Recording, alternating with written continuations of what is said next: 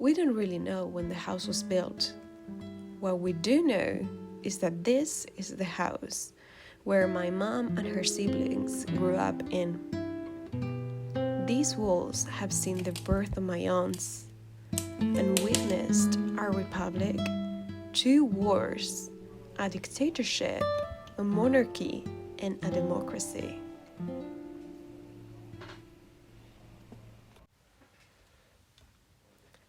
The house is divided in 3 main floors.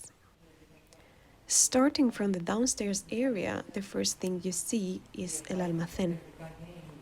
Originally, it was part of the main house, but nowadays it's in really bad shape. So we use it as a garage for the car and a storage room for furniture pieces that we find for a future renovation.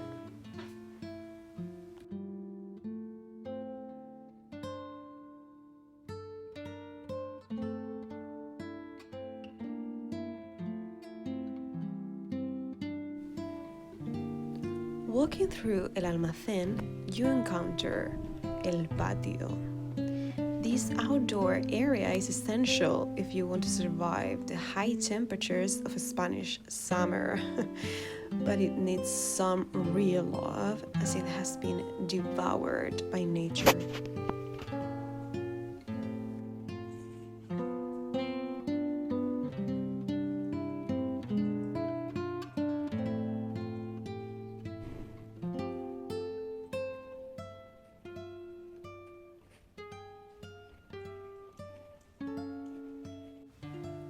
Walking upstairs, the first thing you see is el recibidor. This entryway separates and connects the 2 main parts of the house. On one side, the old part, which needs some real renovation, and on the other hand, the part that my grandparents started to renovate, the newer part.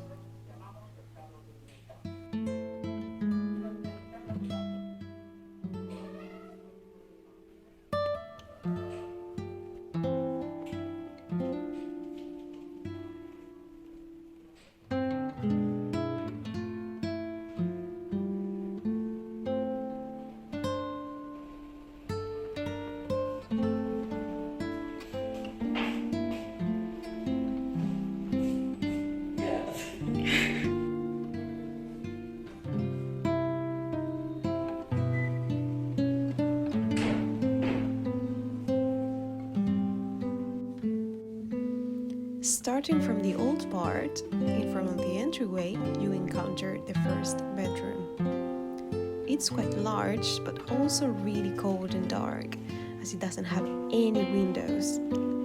It only receives some natural light from a little oval in one of the walls.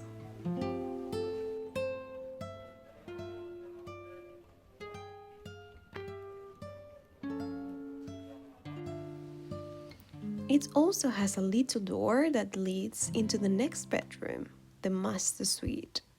This huge bedroom receives much more sunlight as it has a balcony.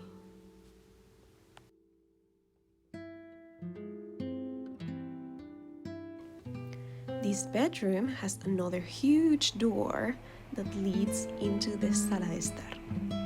This is the formal living room.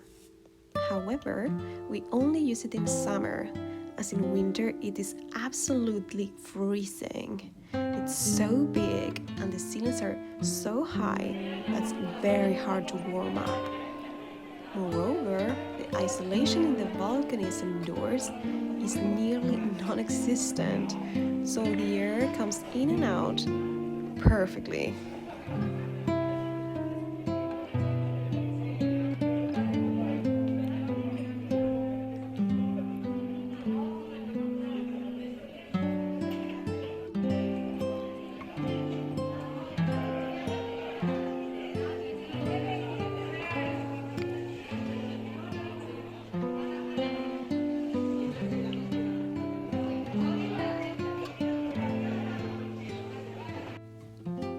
Coming into the newest part of the house, following the corridor, on the right side you can see el baño. It is the only bathroom in the whole house, but actually it doesn't really need a lot of work. It's in really good shape, so it just needs some decorating.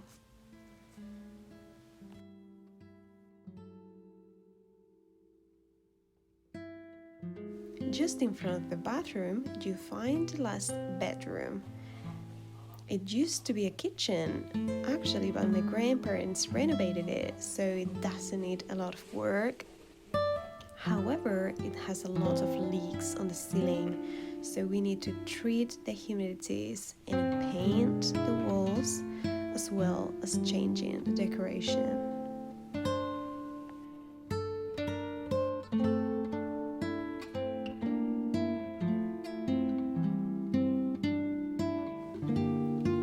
Finally, the last room in this floor is el comedor. It's kitchen / dining / living room. It's actually where we spend most of the time in. It's funny because most people ask what it's like to live in such a big house, but we don't really see it that way, as we feel like we only live in this room. It has a big fireplace, so it's easy to warm up in winter, and it's really functional as we have everything we need in here. This room doesn't need a lot of renovations, but just a little makeover in the kitchen and maybe changing the layout and some pieces of furniture to make it more cohesive. Next to the kitchen, a door leads into la terraza, an outdoor space from which you can enjoy the Spanish sunshine and see the downstairs patio. My cat loves sunbathing and going into her roof adventures from here.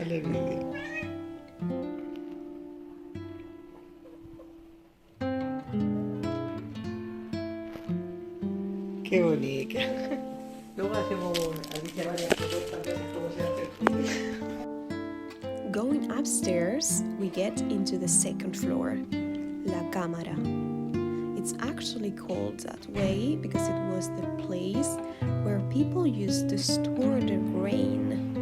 It even has a palomar, which is a room for pigeons and birds to sleep and eat in.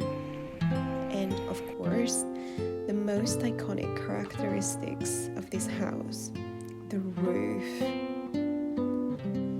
which, as you can see, it's made up literally of sticks and stones.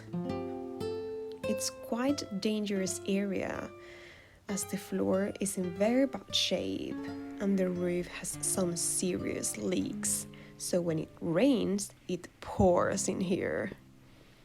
That's why we will be starting La Casa por el Tejado and turn this roof into one of the first renovations on this trip. If you want to see it, don't forget to subscribe, and we'll see you in the next video. Muchas gracias por vernos. Hasta la próxima.